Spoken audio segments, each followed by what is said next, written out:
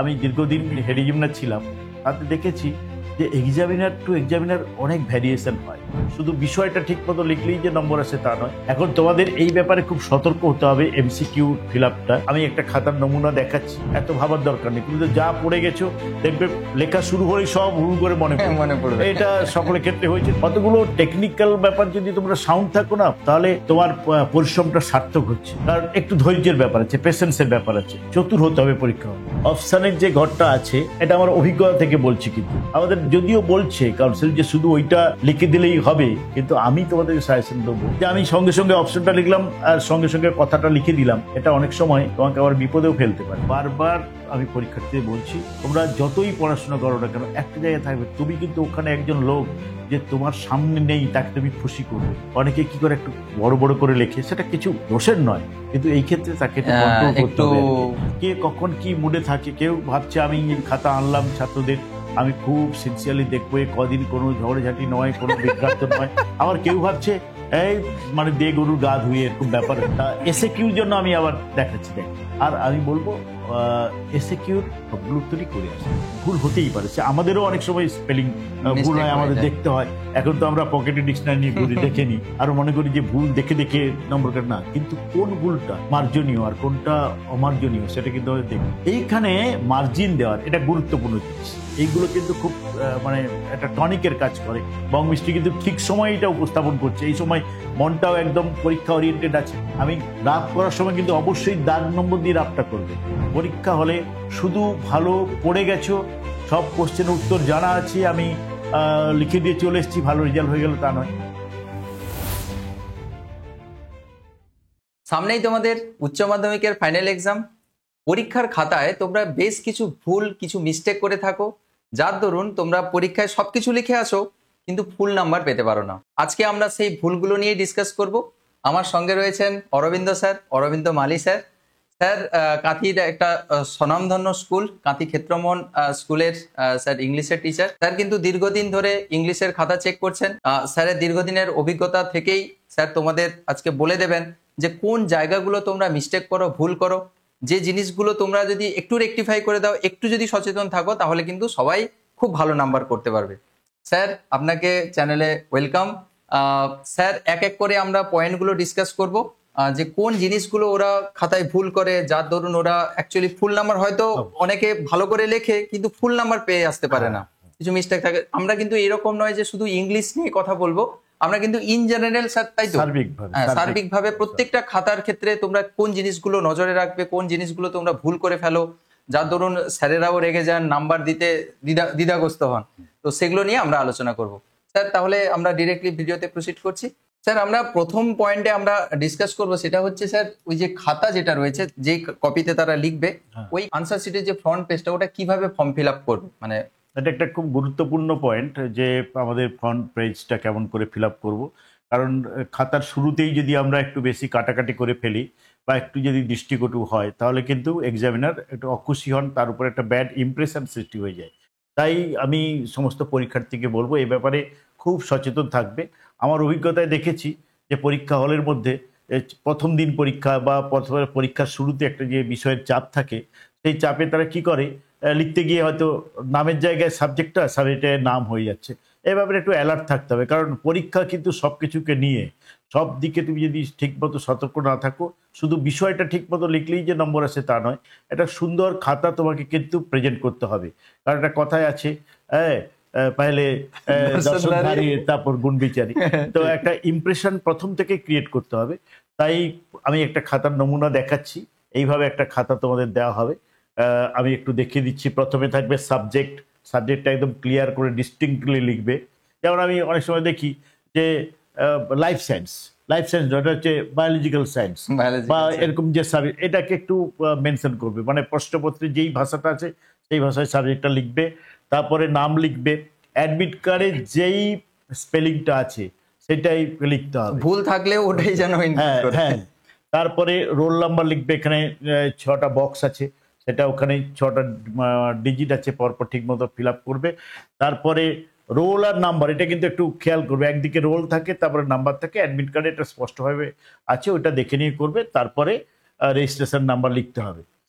আর একটা জিনিস দেখতে পাচ্ছ, এইখানে 20 লেখা আছে, মানে যখন একসঙ্গে খাতা অনেক প্রিন্ট হয় তো, তা কোন বছরের খাতা সে তো এক বছর সব শেষ হয়ে যায় না, তাই ওখানে কিন্তু বছরটা লিখতে হবে, কারণ আমি খাতায় কোথাও যেন একটা ফাঁক না থাকে আমার। তুমি শেষে কটা লুকশিট নিলে 1+1+ করে সেটা লিখতে হবে, ইনভিজিলেটর সেখানে সাইন করবেন, আর যদি না নাও তাহলে নীল লিখে দেবে। তোমরা একটু সতর্ক হয়ে, শুধু বিষয় নিয়ে মাথায় এত ভাবার দরকার নেই, তুমি তো যা পড়ে গেছো দেখবে লেখা শুরু হলেই সব হুড় করে মনে মনে পড়বে। এটা সকলের ক্ষেত্রে হয়েছে, তোমাদের হবে, একদম এটা নিয়ে ভয় পাবেন। তাহলে স্যার ফ্রন্ট পেজটা হয়ে গেল, এরপরে আমরা নেক্সট পয়েন্টে আসছি, সেটা হচ্ছে এমসিকিউ এর উত্তর লেখার সঠিক পদ্ধতি এর পরের পেজে রয়েছে। এটা তো একটা খুব গুরুত্বপূর্ণ ব্যাপার। আগে কি হতো, যেখানে সেখানে কেউ এমসিকিউ করছে, এসিকিউ করছে, এখন কাউন্সিল একদম বেঁধে দিয়েছে যে খাতার শুরুতে আমি তোমাদেরকে দেখাচ্ছি, একদম এমসিকিউ এরকম করে ছক থাকবে, এমসিকিউ আনসার, এবং সেখানে পর্যাপ্ত ঘর আছে, এখানে 30টা এমসিকিউর ঘর আছে। এখন তোমাদের এই ব্যাপারে খুব সতর্ক হতে হবে, এমসিকিউ ফিল আপটা, যে প্রত্যেকটা এমসিকিউ তুমি যে দাগের এমসি করবে সেই দাগেই কিন্তু উত্তরটা লিখতে হবে। এই নয় যে আমি দুটো ছেড়ে তারপরটা করছি, প্রথম থেকে লিখলাম, তা নয়। তুমি 1, 2, 3, 4 মনে করলাম আমি প্রথম দুটোর আমি পারছি না, আমি 3 নম্বরটা করবো, 3 নম্বর করেই 3-এর উত্তরটা লিখতে হবে। আর একটা কথা, এটা এমসিকিউর ব্যাপারে খুব গুরুত্বপূর্ণ। এমসিকিউতে আমার ইংলিশ সাবজেক্ট হল তো ABCD কি রোমান হরফে থাকবে দাগ নম্বরটা, অপশনগুলো, কিন্তু অন্যান্য সাবজেক্টে যেমন বাংলার ক্ষেত্রে ক খ গ ঘ, ও আ হর্ষই দীর্ঘ এরকম করে থাকতে পারে। আমি বলছি তোমরা এটা খেয়াল করো, একটু দেখো অপশানের যে ঘরটা আছে, একটু এটা আমার অভিজ্ঞতা থেকে বলছি, কিন্তু একদম বাম সাইড কোণ করে তুমি কিন্তু স্পষ্টভাবে অপশানের ওই দাগ নাম্বারটা লিখবে। 1, 2, 3, 4 রোমান হরফে থাকে তো সেটা লিখবে, নাহলে ABCD যেটা আছে সেটা লিখবে। বাংলায় হলে ক খ গ ঘ যেরকম থাকে সেটা লিখলে যে উত্তরটা হলো।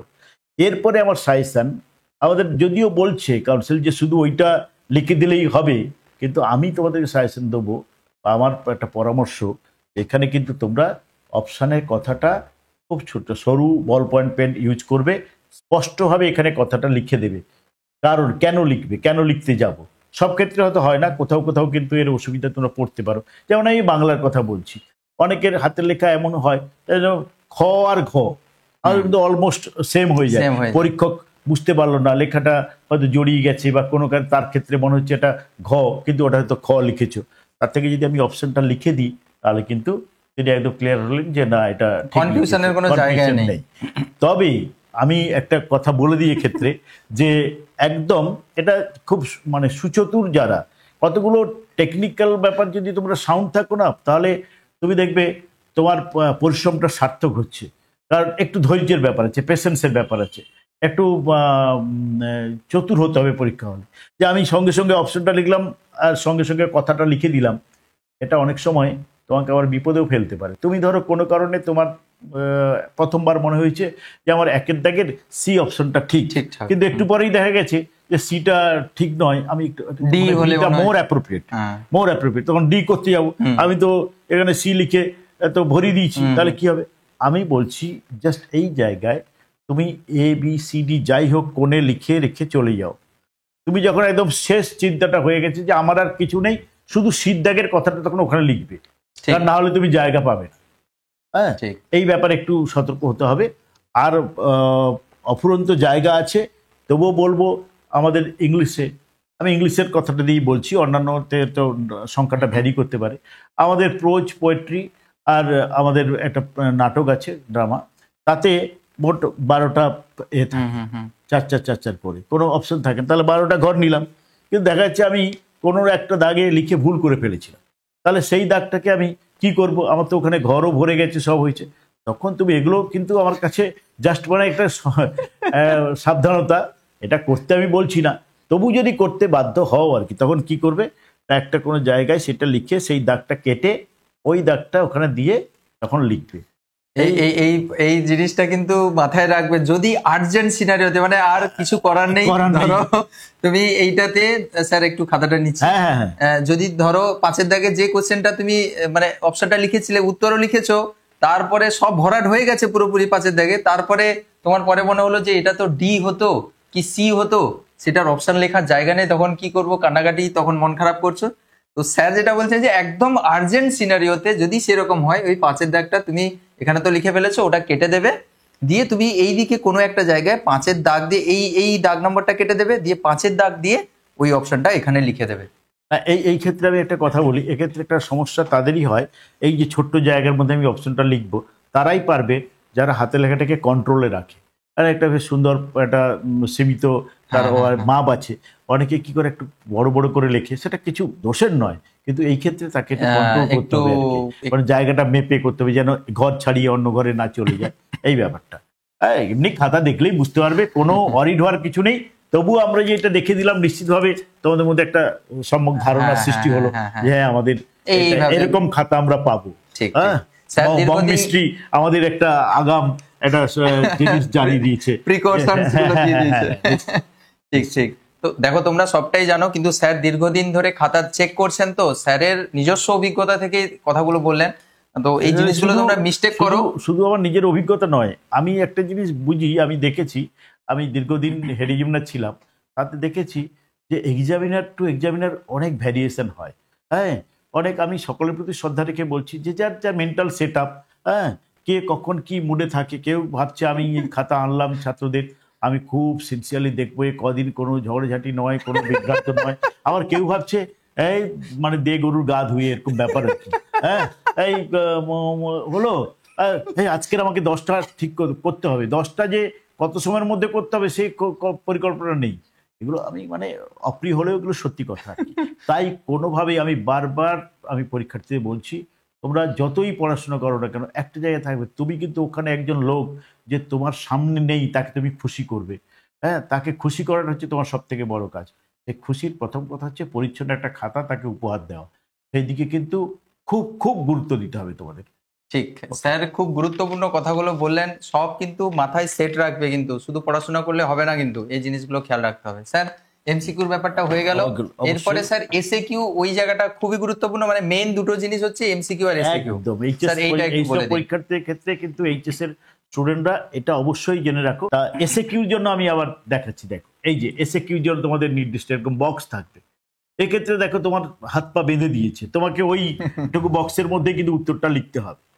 এখানেও তোমাকে ওই শব্দ সংখ্যা ঠিক রেখে লিখতে হবে, অপ্রয়োজনীয় বেশি কথা লেখা যাবে না। হ্যাঁ, কারণ এখানে কোনো ফ্ল্যাটারির জায়গা নেই।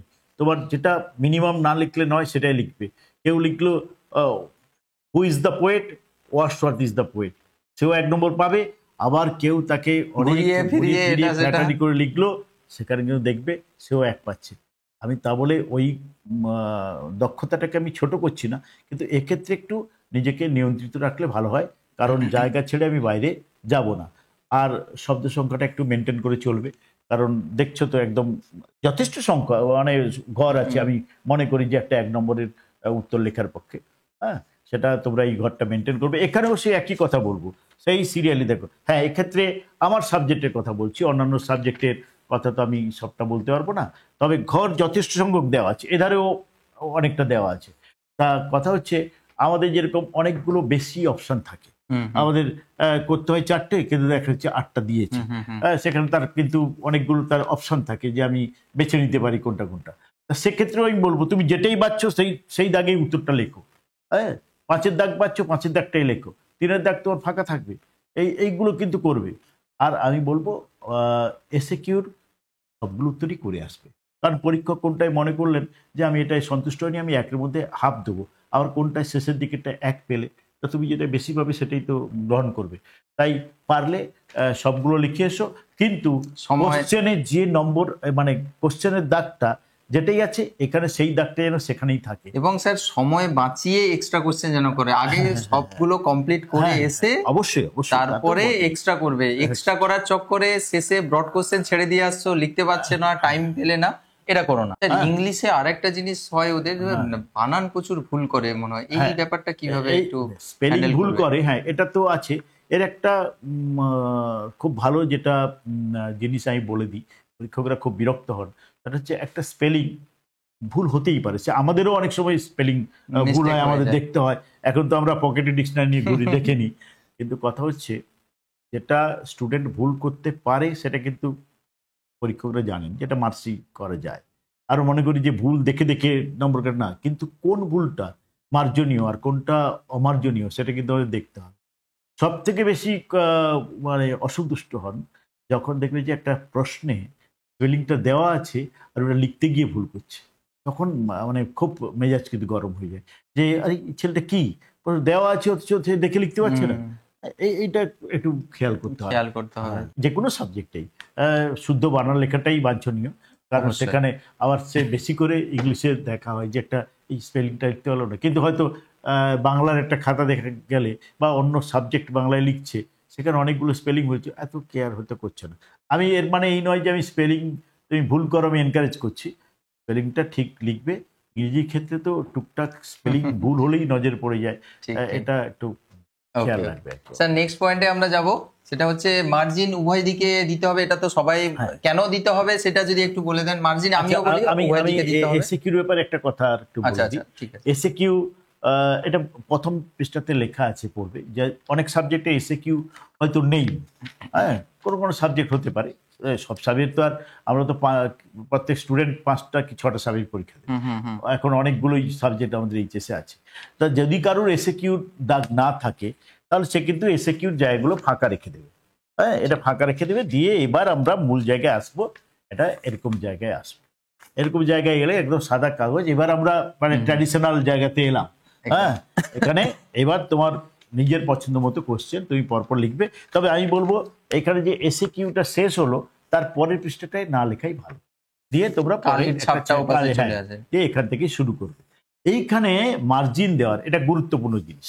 হ্যাঁ, আমি কিন্তু বিষয়ভিত্তিক কথা বলতে যাব না যে ইংলিশের এই পড়ো ওই পড়ো সাবজেক্টের এই একটা সাজেশন দিলাম ইত্যাদি, কিন্তু নয় আজকে। আমি জানি ওগুলো তোমরা ঠিক মতো করছো, কারণ নিশ্চিত এই পরীক্ষা, হ্যাঁ, আর এটা এই সময় বিভ্রান্ত করার সময় নয়। কিন্তু যেটা দরকার পরীক্ষা হলে এইগুলো কিন্তু খুব মানে একটা টনিকের কাজ করে। বংমিস্ট্রি কিন্তু ঠিক সময় এটা উপস্থাপন করছে, এই সময় মনটাও একদম পরীক্ষা ওরিয়েন্টেড আছে, তারা জানবে যে এটা করতে হয়, কারণ এটা একটা এক ধরনের কি বলবো ওয়ার্নিং দেওয়ার মতো আর কি, হ্যাঁ, যে একটা বেঁধে দিল মনটাকে যে আমাদের এই করতে হবে। মার্জিন দেওয়ার ব্যাপারে বলছি বাবা শোনো সবাই, যে এই দিকে মানে বাম দিকে খাতার একটু বড় করে মার্জিনটা দেবে, চওড়া করে, আর ডান দিকে কিন্তু মার্জিন দিতে হবে, মার্জিন দুদিকে দিতে হবে। আর উপরে এই যে সুতো বাঁধার যে জায়গাটা আছে ফুটো, তার একটু নিচ করে মার্জিন দেবে। কারণ কি সেটা আমি এখনই বলে দিলেই ভালো, কারণ খাতাটা যখন বাঁধতে যাব আমরা শেষে যারা লুজ নেবে, তুমি যদি এর উপর দিয়েই মার্জিনটা দিয়ে লিখে দাও তাহলে কিন্তু দেখবে যখন সুতো বেঁধে দিচ্ছ খাতাটা কিন্তু যখন ফোল্ড করতে যাবে তখন সেখানে অর্ধেক কথা থেকে যাচ্ছে।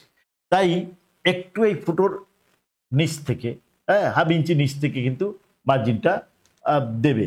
হ্যাঁ, দিলে কি হবে, যখন বাঁধতে যাবে গিটটা কিন্তু আমাদের মানে যে নটটা হবে সেটা শক্ত হবে, কিন্তু সুতোটা একটু আলগা থাকবে, একদম কাছে নিয়ে টাইট করে বেঁধে দিও না, তাহলে কি হবে খাতাটা যখন আমরা এরকম করে উল্টাতে যাবো তখন ছিঁড়ে যাবে, পরীক্ষা যখন দেখতে চাইবে তখন সেগুলো ছিঁড়ে যাবে, আমাদের বিপদ হতে পারে, খুলে গেল লুসিটটা।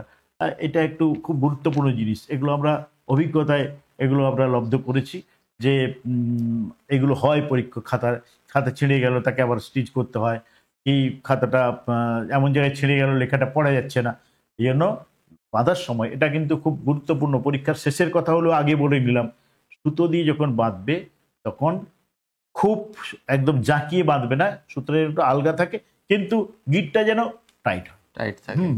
এবার বলছি মার্জিন দুদিকে আমরা কেন দেবো, আমরা তো একদিকেই দিলে পারি, বাম দিকে একটু বড় করে দিয়ে দিলাম। বড় করে দেওয়ার কারণ হচ্ছে এদিকে দুটো জিনিস থাকে, এটা হচ্ছে মার্জিনের ঠিক বাইরে কিন্তু আমরা দাগ নম্বরটা দেবো, এটা কখনো ভেতরে উত্তরের দিকে দেবে না, তাহলে উত্তরের সঙ্গে মিশে যাবে, এমন পরীক্ষক বুঝতে পারবেন না, তার কোথাও মানে বুঝতে অসুবিধে হবে এবং বিরক্ত বোধ করেন। আমার দাগ একটা স্পষ্টভাবে মার্জিনের বাইরে থাকবে।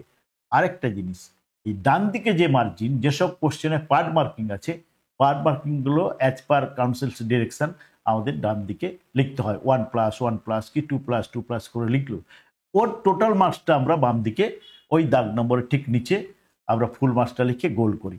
তাহলে এই দুটো স্পেস যদি আমরা ঠিক মতো না দিই তাহলে বিশেষ করে ডান দিকেরটা, বাম দিকে তো সবাই বড় দেয় আমাদের অভ্যেস হয়ে আছে, কিন্তু আমরা যদি ডান দিকে ওটা যদি ছোট করে দিই বা না দিই তাহলে ওই উত্তরের উপরেই স্যার বসিয়ে যাবেন, বা ম্যাডাম যিনি খাতা দেখছেন 1+1+ করলেন, দেখা যাচ্ছে যে যখন তিনি ওটাকে টোটাল করছেন কোনো একটা ছেড়ে দিতে পারেন Count লেখার সঙ্গে, করতে mistake। হয়তো ওখানে তিনি লাল দাগটা এরকম দিয়েছেন, দিয়ে একটা ওখানে 1+ লিখে দিয়েছিলেন, কিন্তু যখন টোটাল করছেন তিনি সেটাকে ধরলেন না। কাউন্সিল অনেক ভেবেচিন্তে, কিন্তু সবসময় স্টুডেন্টস ফেভারে কিন্তু তারা নিয়ম কানুনগুলো করে, স্টুডেন্টকে জব্দ করার জন্য নয়। তাই স্টুডেন্টদের সেটাও মেনে চলা উচিত, তাহলে এরা খুশি হবে যে আমাদের সঙ্গে এরা আমাদের মান্যতা দিচ্ছে। ঠিক ঠিক। এটা একটু খেয়াল করবে, দুদিকে মার্জিনটা দিয়ে রাখবে। আরেকটা স্যার, ওরা দেখেছি অনেক ক্ষেত্রে, আমার অফলাইন স্টুডেন্টদেরও দেখেছি, অনেক ক্ষেত্রে আপনিও দেখে থাকবেন হয়তো, যে ওরা দাগ নম্বরগুলো মার্জিনের বাইরে দেয়, মানে মার্জিনের ওই ভেতরের দিকে দেয়, ভেতরে, ডান হ্যাঁ। দিকে দিয়ে দেয়। হ্যাঁ। না না না, তো ওটা এটা তো একদম মনে হয় আমি ঠিক ওইটা নয়। আমি এটা মেনশন করলাম যে ওটা একদম যেন মার্জিনের বাইরে বাইরে থাকে। যেন দেয়। হ্যাঁ, ওই ওই ডিস্টিংশন লাইনটার যেন অবশ্যই অবশ্যই সেপারেট যে দাগ নম্বর, এটা একদম ক্লিয়ারলি বোঝা শুধু যাচ্ছে। স্যারকে বোঝান, স্যার যখন ওইটা আবার কেজিং করছেন, মানে সামনের এই যে সামনে খাতা দেখাচ্ছি, এইখানে যখন তুলবেন তখন ওই দাগটা দেখেই তিনি তুলতে স্বাচ্ছন্দ্য বোধ করবেন। কোথায় দাগ, সে তো লেখার সঙ্গে মিশে গেছে।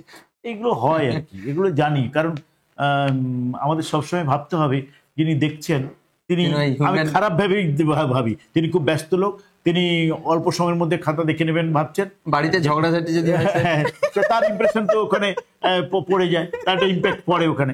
তা অতএব সেদিকটা আমাদের খেয়াল রাখতে হবে, সবসময় দেখতে হবে যে আমি একটু আগে বলেছি, আমি কিন্তু আমার সামনে একজন লোক যে আমার সামনে উপস্থিত হওয়ার কথা ছিল কিন্তু তিনি নেই, আমার অনেক অনেক দূরে আছে, অচেনা অজানা, কোনোদিন দেখা হয়নি, তিনি আমাকে ইভ্যালুয়েট করবেন আমি কতটা তার কাছে সুন্দরভাবে উপস্থাপিত হতে পারবো, নিজেকে উপস্থাপন করতে পারবো।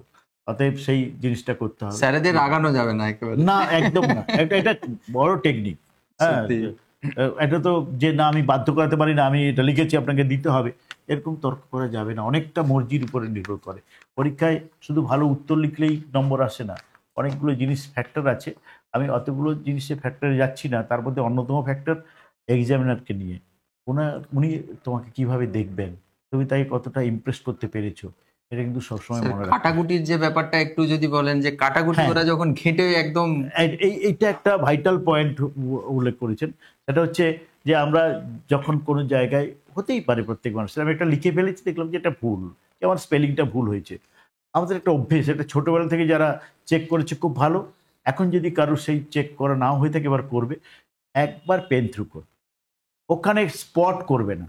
আমরা দেখবে কোনো মানুষের দিকে তাকাই, তার গালে একটা বড় তিল আছে, দেখবে সেইখানে নজর যায়। ঠিক। আমরা যদি একটা উত্তর লিখতে গিয়ে 3-4 জায়গায় এরকম স্পট করি, তাহলে সেই বলছে আপনি দেখুন আমার কোথায় কোথায় ভুল হয়েছিল সেগুলো আগে দেখুন, তারপরে আমার সঠিকটা দেখবেন। এটা করলে তো সে খারাপের দিকে নজর গেল।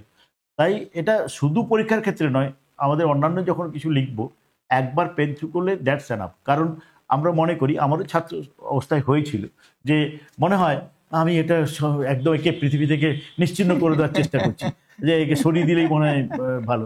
না, ওটাতে একটু আমি আবারও বলছি, দৃষ্টিকটু লাগে, চোখে লাগে, তাই একবারই কাটবে।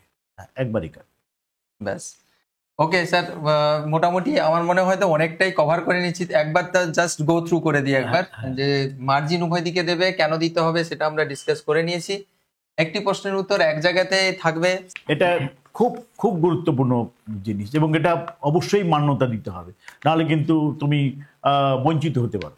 কারণ একটা জায়গায় একটা কোশ্চেনে 3টে পার্ট আছে, তুমি 2টো পার্ট লিখলে, আরেকটা পারলে না, আরেকটা কোশ্চেন নতুন শুরু করে দিলে, দিয়ে কিছুক্ষণ পরে বললে আমি ওই জায়গায় ওই পার্টটা লিখবো।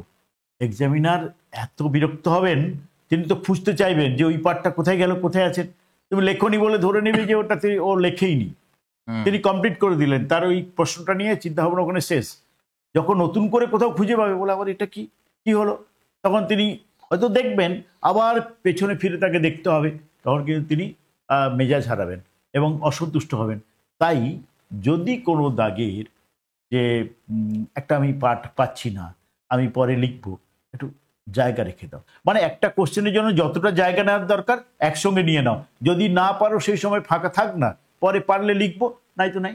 ঠিক ঠিক। হ্যাঁ, তাহলে খাতাটা পরিচ্ছন্ন থাকবে। একদম একদম। পরে লেখার থেকে সেখানে জায়গা ছেড়ে দিয়ে যাবে, পরে এসে লিখবে। আর আরেকটা কথা একটু হ্যাঁ, বলে নিই, একটা কোশ্চেন শেষ হওয়ার পরে, এটা খুব মানে এগুলো হচ্ছে বাস্তবতার কথা, যে একটা কোশ্চেন শেষ হলো, আমি পরেই একদম ফাঁকা না দিয়ে আবার একটা কোশ্চেন শুরু করে দিলাম না, 3-4 লাইন লেখা যাবে, এরকম একটা জায়গা ছেড়ে তারপর লিখবে। যদি কোনো কারণে মনে পড়ে আমি ছোট করে হলেও কিন্তু সেখানে লিখতে পারবো, তাহলে একসঙ্গে থাকলো, পরে অন্য জায়গায় লেখার কোনো সুযোগ থাকবে না। বা অনেকে তো কপি করে, বন্ধুদের কাছ থেকে লাস্টে কপি করে ওটা। হ্যাঁ, সেসব কথাগুলো তো সেগুলো আছেই। এটা আনঅফিসিয়াল কথা আর কি। তো জায়গাটা রেখে যাবে, এটা আমরা মজা করে বললাম, কিন্তু জায়গাগুলো রেখে যাবে, পরে এসে তুমি লিখতে পারবে ওখানে।